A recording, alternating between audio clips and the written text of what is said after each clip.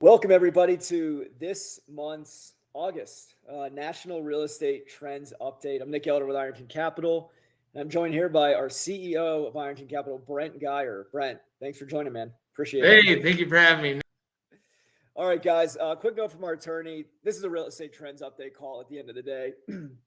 You may at one point or, throughout the presentation see something that references our funds. If you see anything like that in the presentation, we go through anything like that and we reference any projections, please understand those are always forward-looking statements. Of course, this is not an offering of investment opportunity. If down the line you decide that you want to learn more about our funds or you'd like to invest with us at any point in time, we will provide with you the subscription documents which properly and legally outline the offering. So I'm not going to go into more detail here, but it is required that we insert this into our presentations. Brett, since you're on this slide, can you give us a little bit of a background of you, Richard, and of course our founder, Lon? Sure. I'm Brent Geyer, CEO. Been with the company since the inception of Ironton Capital. Prior to that, I was with Centex Homes. I was also did resort development and stuff with interest and started out with KPMG. I'm a Michigan State grad. I sit on the investment committee alongside Richard Landry, who's Goldman Sachs and very much quantitative background, along with Lon Welsh, who founded Your Castle and has an entrepreneurial background and is the founder of Ironton Capital as well. All right, guys, let's jump into it. So let's jump into consumer confidence. So if you've been on this presentation for the last several months, you've seen this slide. If not, this might be completely new information, but perhaps you feel it a little bit.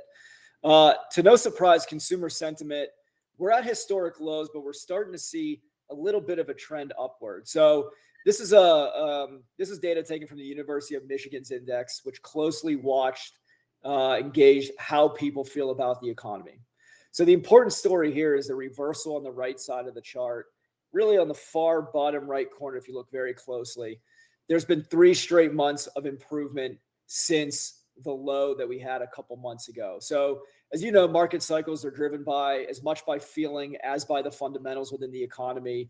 And feelings are finally starting to shift in the right direction. But it is really important to point out here that if you compare it going back all the way to pre-1960s, we are still at historic lows despite a slight upward trend over the last 3 months.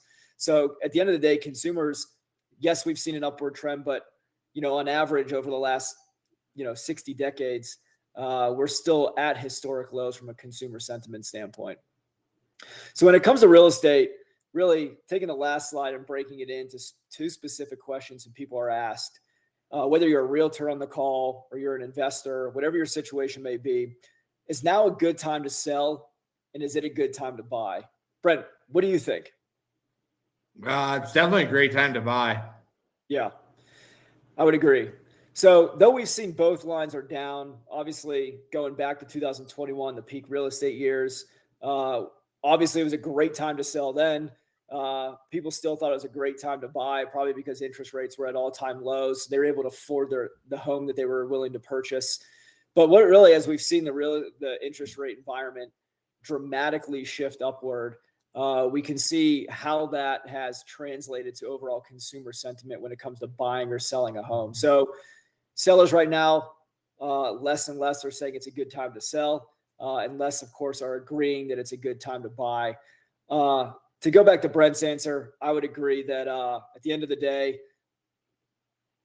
if that many people or few people think it's a great time to buy, that means it's usually a good time to buy if you're well capitalized and you're able to be on the hunt for deals. Michelle, I'm confused. Percent agree goes 180%. Can you explain? I can't. I think that may be a issue on the x-axis. So my apologies there. We'll get that slide corrected. Ultimately, we really want to pay attention to the trend here. So we went from peak to low where we're at today. So that's really the thing to take away here is the trend of consumer sentiment on whether it's good to buy or sell a home. Good question, though. Wish I noticed that before. So overall, the thing you want to take away from here, especially since we have so many people with us from Colorado, is, consumer sentiment right now is exactly like the drought in Colorado. We've gotten a little bit of rain here. We've gotten a little bit of uptick in the consumer sentiment, but we've got such a long way to go that we really haven't made the gains that we need to see what we need to move the needle any. Yeah. So right direction, yes. Have we moved the needle where we need to? Absolutely not at this point. Yeah, absolutely. What is the sample size? I don't know the exact sample size, Gary. The source is the University of Michigan, so the same source as the prior slide here. I It's can see huge. the sample size is massive, and it's usually done through a survey, obviously. I don't know the exact sample size, but it is a large one. Yeah, you can find it online. It's the University of Michigan Consumer Sentiment. I don't recall the sample size either, but it's massive. They do the best one that I'm aware of. That's why so many people quote from it. Yeah, and the specific data on here, the survey, it is only through March. So yes, this presentation is through August, but this specific data here is through March, though. Nothing's really changed from March. Consumers still have very similar sentiments on whether they believe it's a good time to sell or whether it's a good time to buy.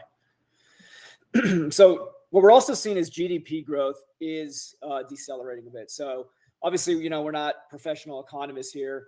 But ultimately the backdrop matters. So if we're seeing a cooling economy, the Fed really they look at that, right? So a cooling economy is part of why right now the Fed has room to eventually ease. And it's part of why buyers are a little bit hesitant right now to buy. So rates have jumped 50 bips. The 10-year treasury is up significantly from a year ago. So the 10 years up, 30 years up.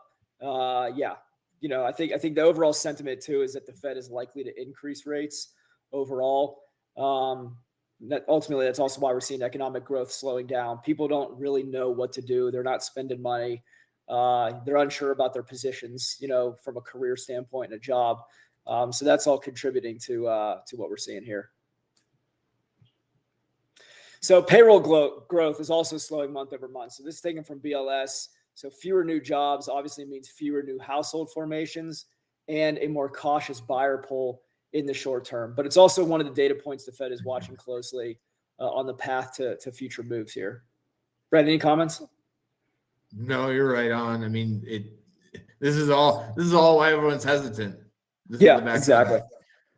And I think this slide will go into even further. I think what we're also seeing is we're continuing to see this widening gap on what the economists think are from a likelihood of a recession happening, what they think, but then what the consumer feels and thinks as well. So we're continuing to see a significant disconnect between the two. Consumers are bracing for a recession, but the professional forecasters, the source here, if you look on the bottom left-hand side, Lending Tree and Atlanta Federal Reserve, they're largely not calling for one. So that gap between the headline fear and what economies actually expect is a theme we'll probably continue to see. I think we'll continue to see this widening gap.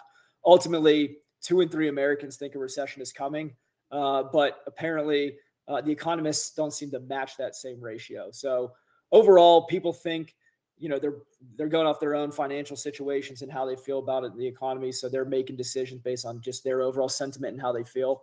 So I'm in the camp of that the economists can believe whatever they want, but I think what actually happens is exactly where consumer sentiment lies and how people feel about their situation and whether a recession is coming. Yeah, I read that one as geopolitical risk. Yeah. The difference between what the people think is going to happen or may happen and what the data shows. Yep. Now, sellers are starting to catch up to reality a bit. I think we're coming slowly year by year, coming down from the highs of 2020 and 2021. And I think that sellers are finally waking up to the realities of the current market that we're in. So sellers are catching up to reality. Listings are climbing, but a bit unevenly depending on the region or geography as presented here in this graph. So the Northeast is still very tight. Inventory is barely moving. Meanwhile, the West has swung into a genuine glut. So this is the map to reference anytime someone asks whether it's a buyer or seller's market. The really short and maybe a little bit obscure answer is that, well, it completely depends entirely on where you live. Always has. Yep, always has. Real estate is very hyper-local. What's happening in Denver might not be happening in Golden. I mean, it's just very completely different markets. You could go 3 blocks down the street and it's a different supply and demand situation. So it's hyper-local. We can only make generalizations from a nationwide standpoint, right? So what we're seeing is asking prices going back from 2022. We've seen a gradual drop in the last 4 years. So asking prices have dropped about 2.5% year over year in June. This has been the steepest annual decline since 2017. So in the last 9 years, and it's represented the 8th straight month of decline. So again, just building off the previous slide, I think sellers are finally pricing to the market instead of being overly optimistic and unrealistic and pricing to what their neighbor's house sold in 2021 or even 2022. Investor purchases have also fallen to the lowest level since 2020, probably to no surprise. Part of this is Washington signaling that it wants to curb institutional buying. There's various legislation that's kind of held up in the Senate right now, not yet to be voted on. And it's really placed a lot of institutional investors at a standstill. Washington ultimately wants to curb institutional buying, particularly of single family build to rent projects. So even though nothing has taken effect yet, this data shows that the big players who own over 1,000 properties or units, they've pulled back nearly overnight. And so perception has moved the market really before the policy did. So we're seeing, Brent, feel free to chime in here, but, we've worked with many investors and we know large institutions that are buying or developing build to rent single family properties. And this is really who this impacts the most. A lot of those institutional investors are at a standstill because of some of the legislation that's pending or waiting to be passed. Any comments to that, Brent? Yeah, what you're seeing here, I mean, those last two slides go hand in hand, because you look at 21 to 22 and you're like up, 17, 18%, just under 20% from like 379 to 449. Yeah. So it's basically what happened in 2022. And if we were in the market, people bought the rate, not the price. They bought basically whatever they could, they spent a whole bunch on price just to get the mortgage rate before they went up. And that caused that almost an artificial high. And then we've seen the pull back since then. So are the smart investors going to keep spending money as the kind of the stuff's coming back down to reality? No, they're going to sit and wait until it comes back to reality. Then they're going to spend their money. Yeah. So these last few slides are exactly what I would expect to see. Yeah, absolutely. I feel like, what we see with a lot of this data is we gradually see a reversion to the mean. I mean, what we saw in 2020, 22 is just pure euphoria, and speculation in some regards, and just an insane amount of activity that we haven't seen in recent decades. You can obviously see that on the chart here. Over time, obviously, since 2022, as rates have spiked, there's become more uncertainty in the economy. People are hesitant to make big purchases and big decisions like buying a home, especially investors, where their profitability on their projects are very much closely tied to the interest rate and the cash flow that they can get. So those things have all declined, which ultimately have led to less investor home purchases since 2020. So probably no surprise to many of you on this call. No, I can't remember if we have it in this presentation or not, but they've actually become net sellers at this point. Yeah. But yeah. If we haven't, I don't mean to jump ahead. There is a slide here. You're leading the horse to the water here. Sorry. You're good. I don't know what slide it is, but we'll get there. Right here, right now. Oh, okay. There we go. So there you go. Institutional investors, they're selling more than they are buying. So right in front of our faces here. So the 8 largest institutional landlords are now sellers, net sellers. So this drop off is a real opportunity for first-time buyers because it means less competition from cash-heavy institutional bids at the entry-level price point. So again, I think this further proves the point of why a lot of us investors believe right now is a great time to be buying. You've got a lot of leverage as a buyer. You can get a lot of what you want through concessions or price reductions. You're not going to be competing with many people at the end of the day. It might just be you competing to buy a property and a seller that needs to sell and really wants to sell because they might need the liquidity. Gary, so they have wrapped them into REITs and will hold on to the cash flows, get interrupted. So what will interrupt their cash flows? You got an answer for that? Well, I mean, you've got all kinds of things that are interrupting their cash flows in terms of insurance and other things. But the main thing is not just, I mean, some of it's cash flow. Carrying cost isn't getting cheaper for repair or anything else. Yeah. But the other thing to remember, Gary, is they've got no real appreciation on many of these houses. They're flatter or declining balance over the last few years. And with that kind of writing on the wall, they're better off to exit and to go into something that provides either some equity growth and or more than just the cash flow they were getting off the operations, because they can get a better return than just that cash flow in a lot of other places. Yeah, absolutely. So it's insurance that's gone up tremendously in the last 4 years. Property taxes have gone up. These are all, for the most part, uncontrollable uh, operating expenses to the owner. And then on top of that, in the institutional world, back in 2020 through 2022, or even just in general, it's very typical to get a 3-5 year loan that's adjustable. And when you need to go refinance, you're going to refinance or you're going to try to sell at today's market rates based on the interest rate. So that is also interrupting cash flows, as well as the resetting of some of those interest rates, especially in the commercial side and at the institutional level. So that's a third thing that I'd throw in there that's causing quite a bit of distress from an institutional standpoint. And rents are down in a lot of these markets. Exactly. I'm no REIT, but in my rental portfolio, I'm experiencing all of these things. I'm experiencing decreasing rent, increasing costs. I'm lucky enough to have fixed my lending, so I don't have any interest rate shock or anything like that. But it's not. Again, my heydays as a landlord are behind me. Now it's more of a kind of a steady business where, quite frankly, I could make more money elsewhere. Yeah, absolutely. So there's really one sentence I think to remember that probably encompasses this entire presentation as far as how things are moving in the market. It's this. Very simply, there are more sellers than buyers. And that single fact drives most of the market performance that we observe, whether it's residential or commercial. It's a single fact, pretty simple sentence at the end of the day. Almost every other data point in this deck traces back to that one supply-demand imbalance we're seeing across the residential and commercial market.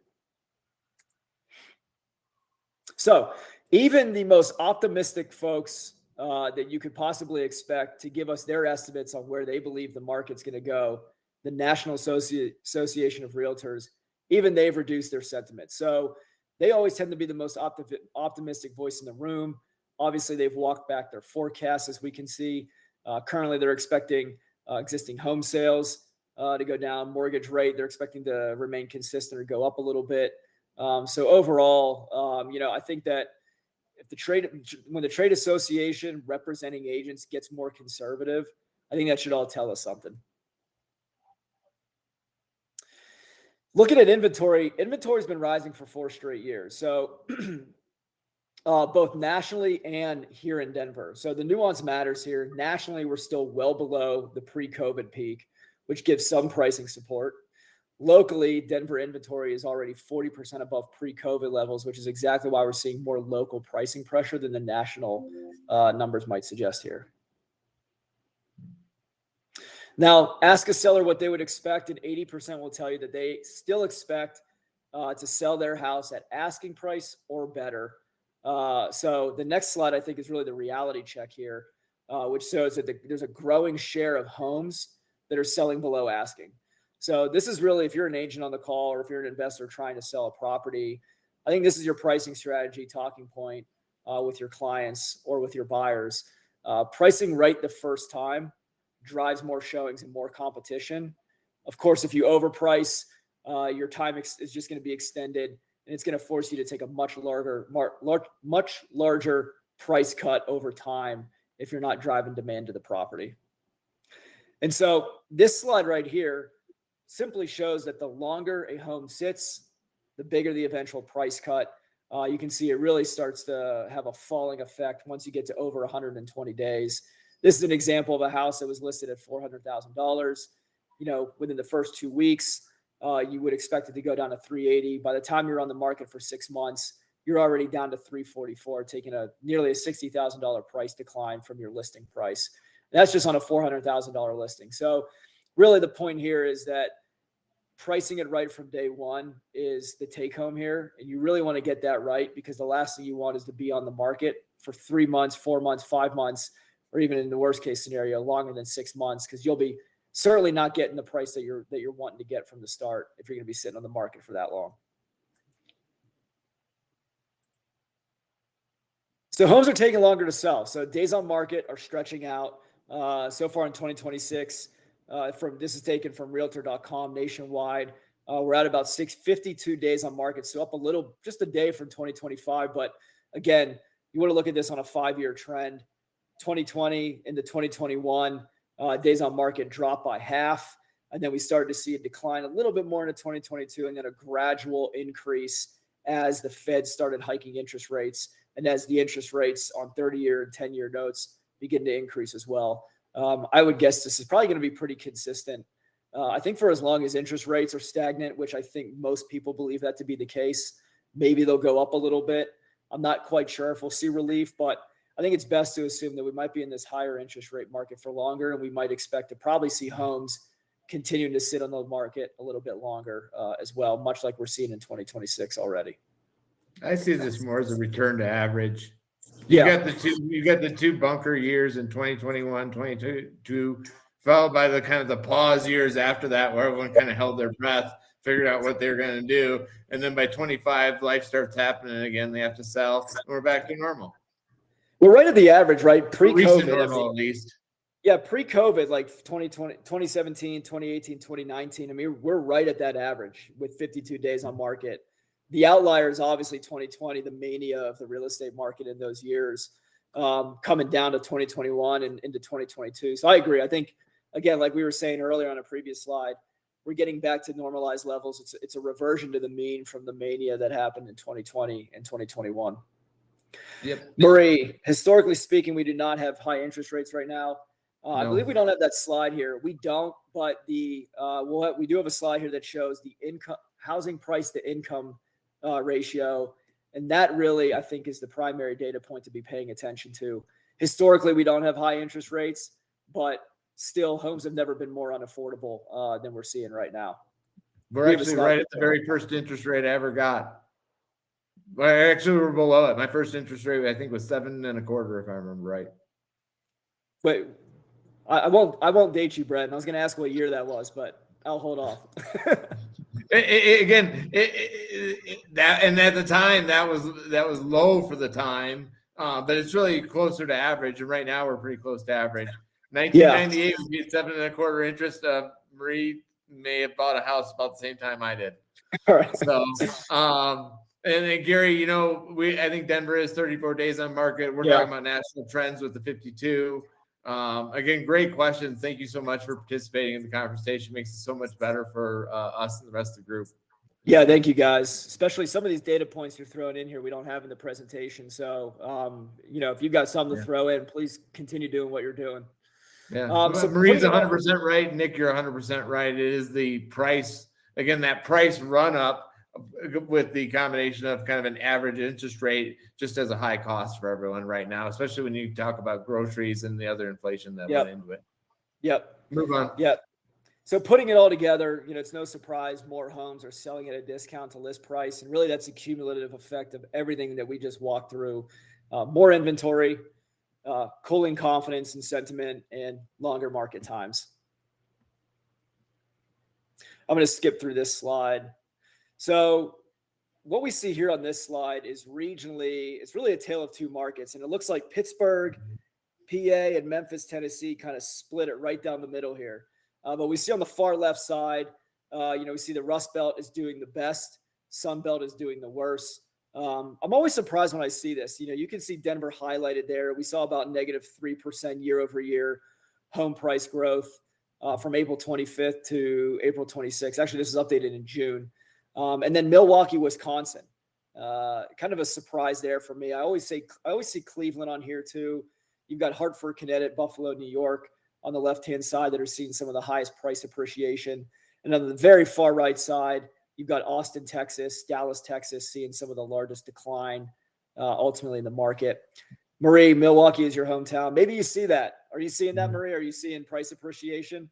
You're the one feeling it. We're just looking at the data. So you tell us. Well, and really what you're seeing there is classic tortoise in the hare mentality. Everything that shot up really fast is coming back down a little bit, and the slow and steady stuff is still cruising along like Milwaukee.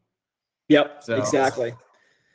Exactly. And this slide probably can continue to explain the previous slide as we pay attention to the circled states here.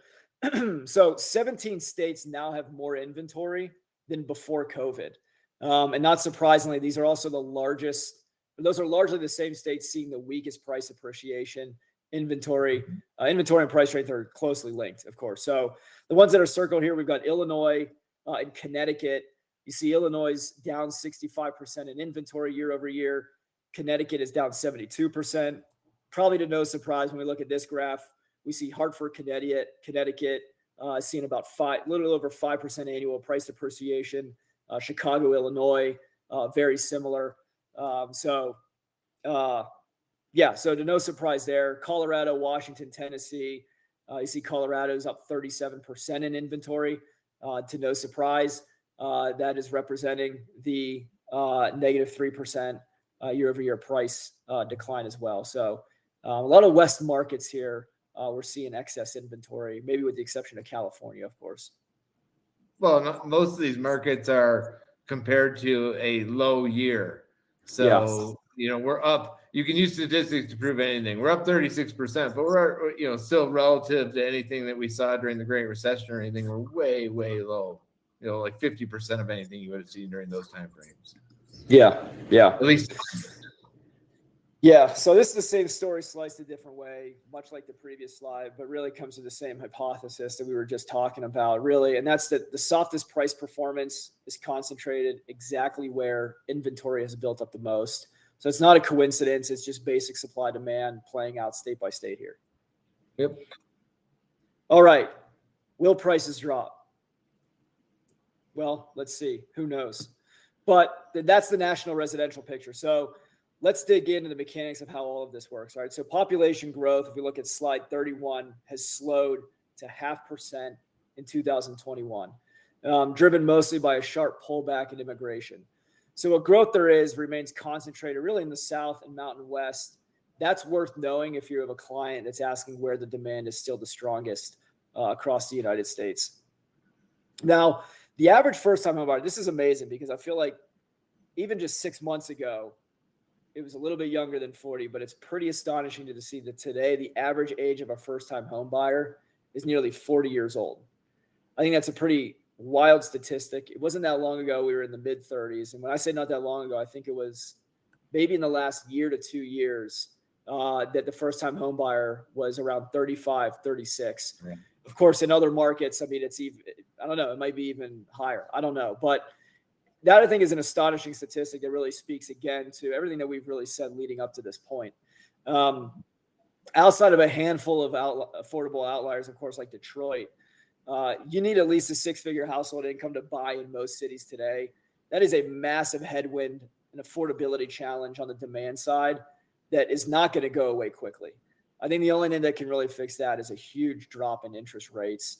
I think it's going to be very hard to reverse this trend. I think it's going to continue to be the case. So if you're an investor, you're looking to buy investment properties or buy apartment buildings, whatever your choice is, I think this is a really good thing to lean on because I think we're going to have people that are renters for a lot longer than we have had in the past. And that's a good thing for anybody that owns apartment buildings or anything that owns single family homes and you're renting to tenants. So I want to drill in some of this too. You got San Francisco, astonishing. 12.5 X ratio. Denver's at about 5.8. So it's just, some of these expensive markets, it's been like that historically. But it's just crazy to see what, these numbers on a map like this. Gary, discretionary income is really constrained this year and last. Yeah, absolutely. People are devoting a lot more of their paychecks to basic needs, and they're barely covering rent. And that's the reality of a lot of people renting today. We're also seeing a lot more people between the ages of 18 and 29 move back in with their parents. I don't think that's a slide here, but we're seeing about 25% of the age group of that age range is moving back in with their parents, or they're forming new households and they're moving in with roommates to lower their cost of rent. So that also does have an impact, on the rental market as well. There's actually a huge again, I don't know if we have the slide. There's a huge pent-up demand in household formation over the last 4 years as a result of this. So whenever it does kind of shake loose, it should shake loose to the positive, both for activity and slightly for prices. But again, as far as the boom days, when in terms of affordability and everything, I think you've seen the most of it, the serious price of appreciation has already taken place. Yeah, agreed. Absolutely. So going back to one of the comments that was said earlier, Brent, you mentioned it a little bit, that interest rates today are actually much lower than what we have seen historically. However, my one pushback on that is true, but home prices are very expensive relative to incomes today. I mean, we saw that in one of the previous slides right here. This slide really shows out many cities require 6-digit household income. At the end of the day, relative to incomes, home prices are stretched. I mean, that's what's really proven to be a significant headwind, and that's why the first-time home buyer age has gone up to 40 years old. So, this is Redfin's affordability data, so taken right from their site and their information. It's a core reason why so many would-be buyers are sitting on the sidelines, regardless of where rates go today or in the future. So it's not just mortgage payments anymore. So escrow taxes, taxes and insurance, that's up about 45% nationally. So we were kind of going into this on a previous slide.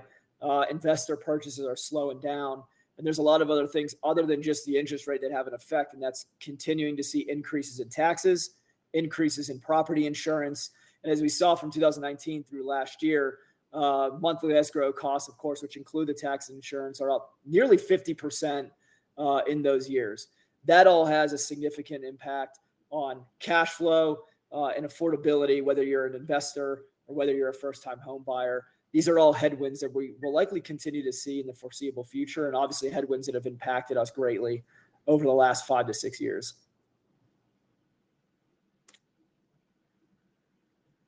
Gary, we just got a 110% jump this month in home insurance, no claims on residents. Yeah, I think most of us on this call probably have experienced our insurance rates going up. I know I've seen some on my property, they've gone up nearly 50%. Brent, you've seen them go up. I mean, it is a real headwind to affordability. And if you're an investor, it's a serious headwind on cash flow, especially with rents having gone down over the last couple of years from the excess supply that's come into the market. So we've got a lot of headwinds. I think we're coming a little bit out of some of them. We're starting to see that supply, primarily in residential. I mean, inventory's up. We're starting to see, the trends are more favorable in multifamily, seeing supply constrained over the next couple of years. So I think it's about time that we start seeing some tailwinds. I don't know when those will happen, but for right now, we got to keep fighting and swimming upstream here. I love this slide. I call this the "we've done it to ourselves" in some part slide.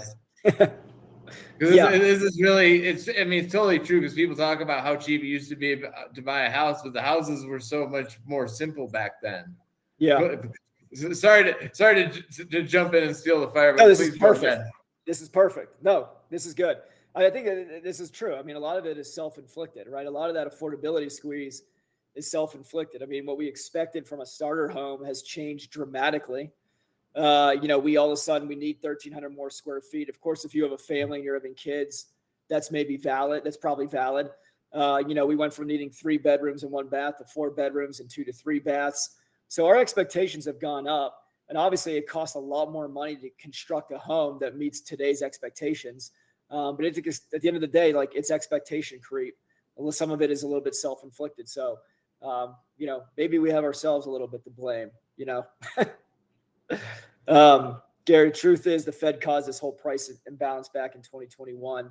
I mean, when we look back 5 years ago, it was remarkable what happened during that time period. And the reason we're facing a lot of these headwinds today is because of the mania that happened in those years. I don't disagree, but it's a 1-hour show. In other words, that topic I can go off on for an hour just alone. I mean, it's a loaded question, but I don't disagree with you, Gary. Yeah, absolutely. So here's a myth word buzzing. So recessions don't usually cause home prices to go down. So when we look at the last 6 recessions, price changes were mostly modest to flat, even while mortgage rates moved around a lot more. So a recession alone, if one is to come, is not the trigger. People assume it is. What we have seen, however, is mortgage drops, when we did have a recession. So if we do go into a recession, you look at 1980, 1981, 1991, and then all the way, 2001, 2008, 2020, That's where we really start to see mortgage drops, is if we actually do go into a recession. And as you can see, there's some correlation there with the price change as well. All right. Will there be a foreclosure boom like 07?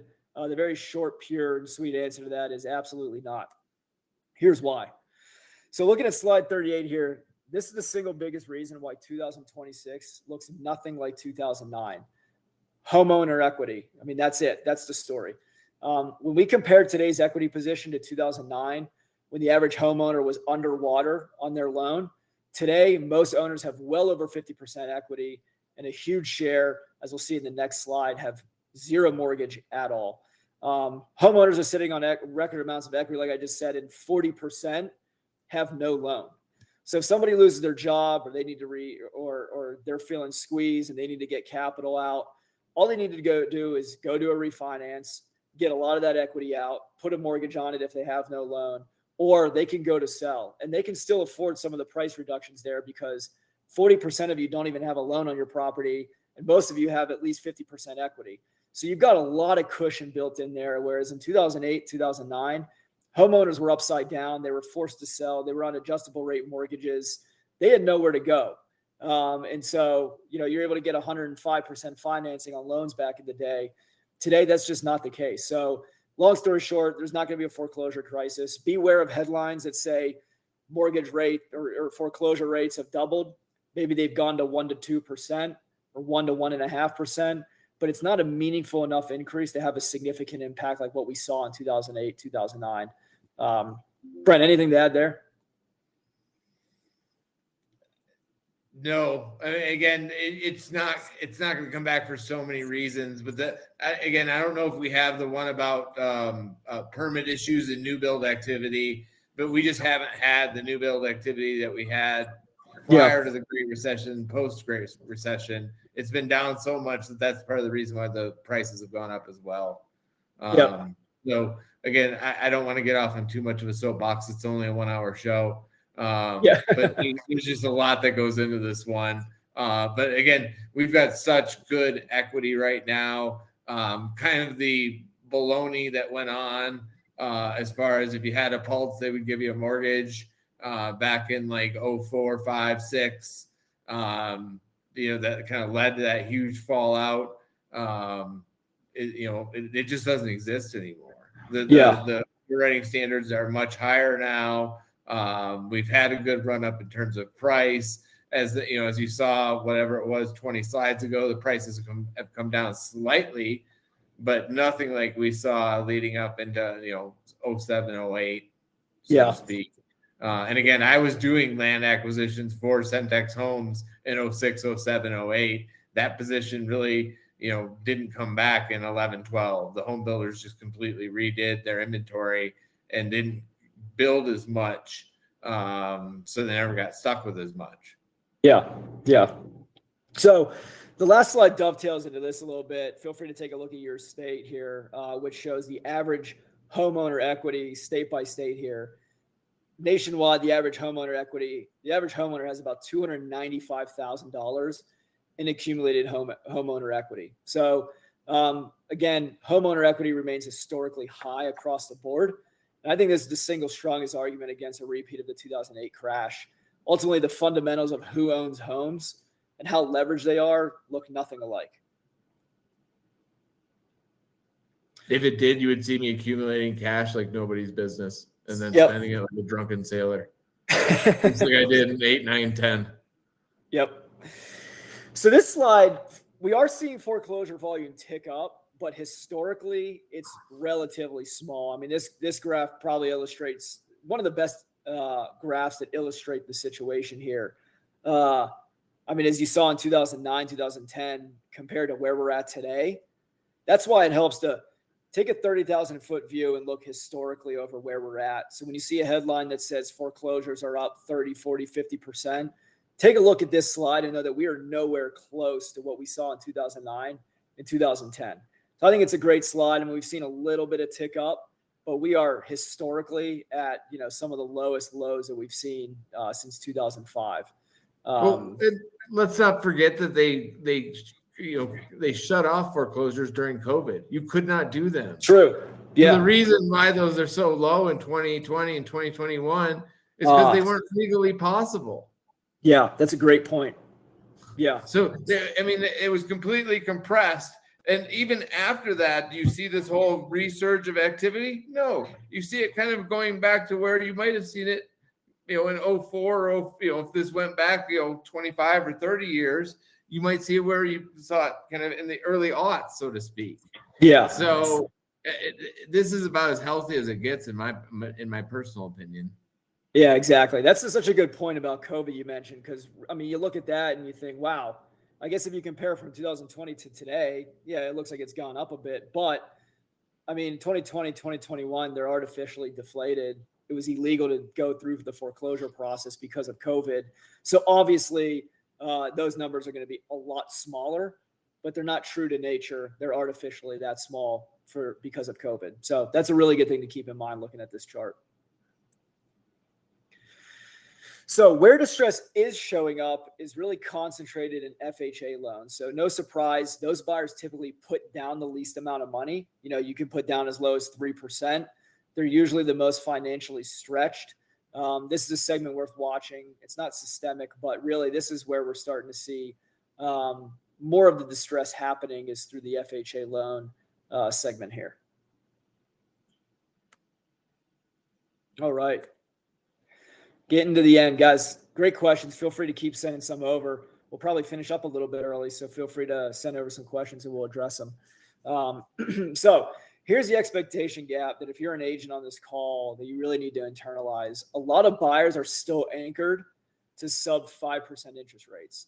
And some won't feel good about a rate until it's back in the threes, which likely will never happen again, at least in some of our lifetimes.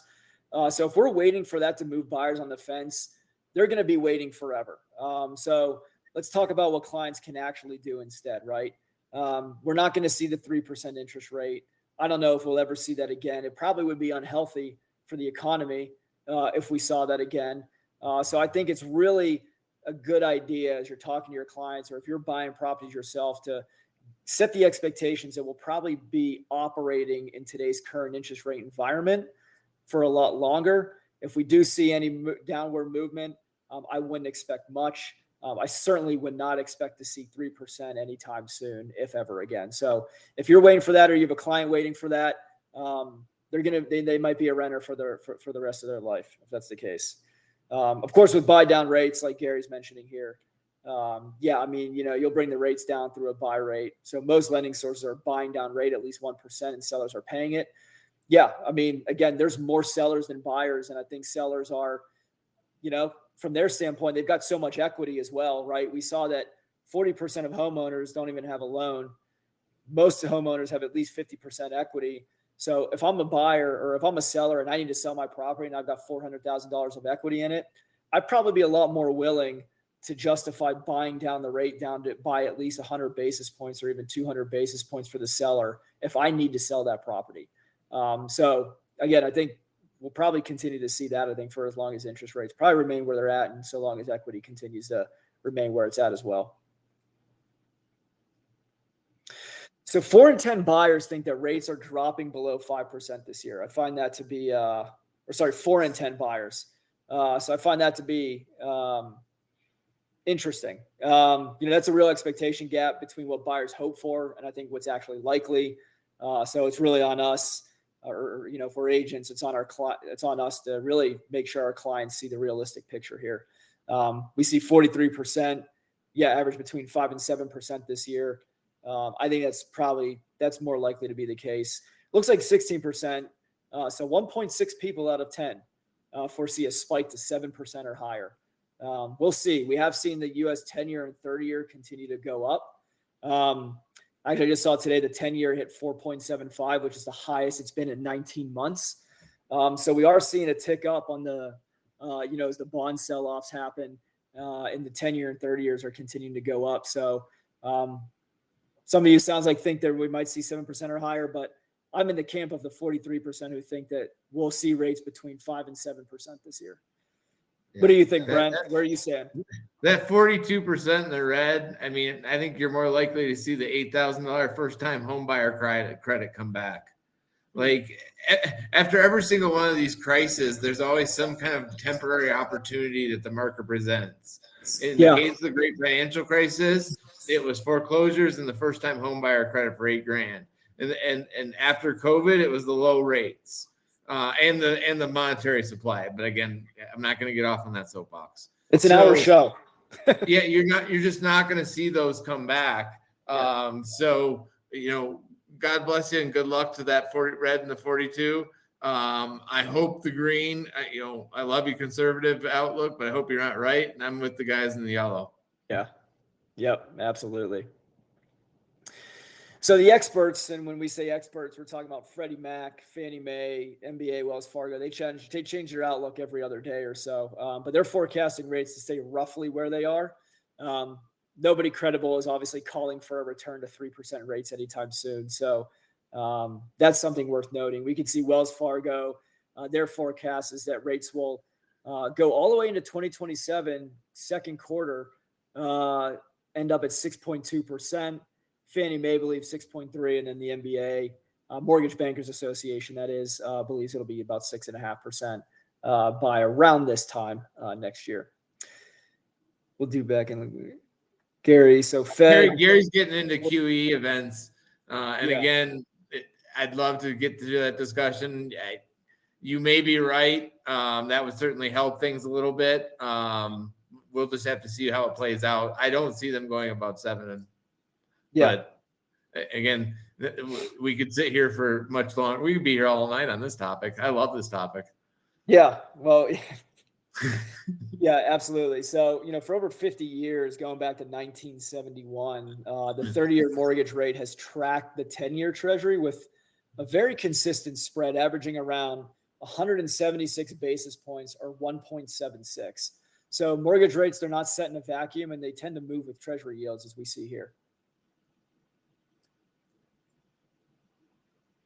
So for mortgage rates, I think to really fall meaningfully, either that spread has to shrink or the 10-year treasury has to drop, which has not happened as of the last year or so. We've seen a pretty consistent increase since early 2025 on the 10-year. So neither really looks likely right now, especially with inflation moving in the complete wrong direction, like where we want it to be. I would expect this to stay elevated. Right now, I think the Fed is. Do we have a slide on this? Yep, here we go. So it looks like we've got about 6% of, so from the CME Fed Watch, 6% believe that we're going to see 3 hikes by the end of this year. About a third of the poll here thinks that 2 hikes will happen. Looks like the majority believe that 1 hike will happen, and then 18% believe that there's no change. Everything that I'm reading, I think the overall sentiment is that we're probably going to see at least 1 hike before 2026. It's clear the current Fed is wanting to get really aggressive on inflation and bring that back within its target. I don't know how long that'll take, but I think it's going to have to take a couple of increases for that to probably occur.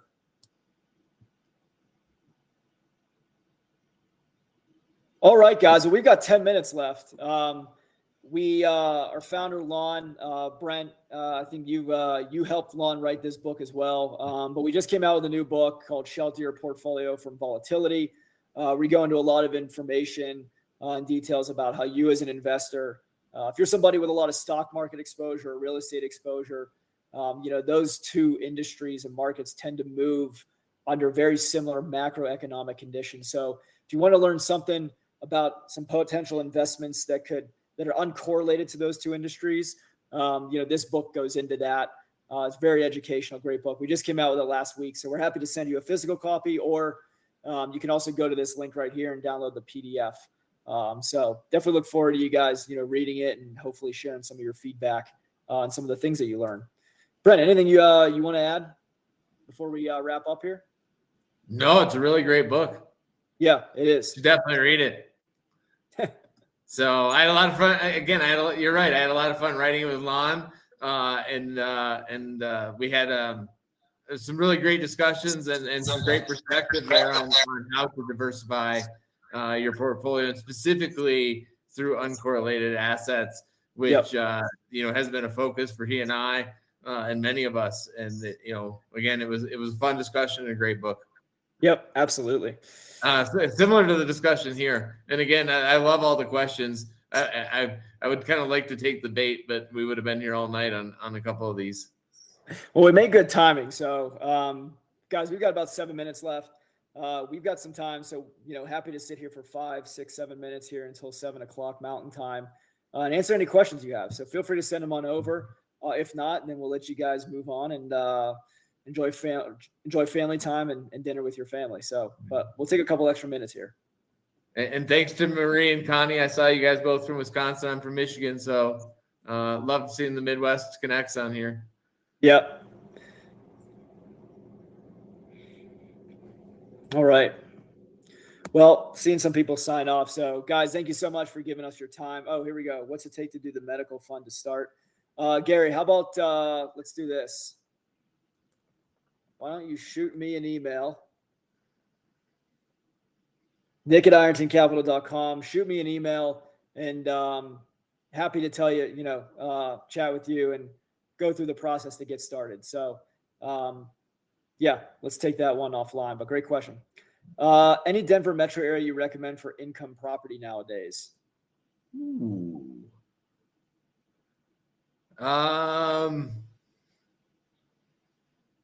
Boy, no, not specifically a metro area. You really kind of need to go through and look at where you can get a good buy and where still has a lot of demand. I still like the west side of town. For me, I consider it kind of like the ocean. If you're on the coast, just because there's you can live in a boat in the ocean, or you can live kind of in some of the mountain towns, but there's just not as much once you hit the topography. But again, that's just kind of my personal feelings. Again, pick and choose, but there's some good buys out there. So the nice thing is there are new buys too on the west side of town that you get at a pretty good price right now. So that's probably where I would look, but I would look very carefully. Yep, it looks like Tom might have something for you to buy, Mandana. So in Regis. I'm not surprised. Yeah. Mandana. Finder's fee. Just kidding. Michelle, thanks for reading the book. I hope you like it. Thanks for everyone for joining us. See you guys. Have a good evening.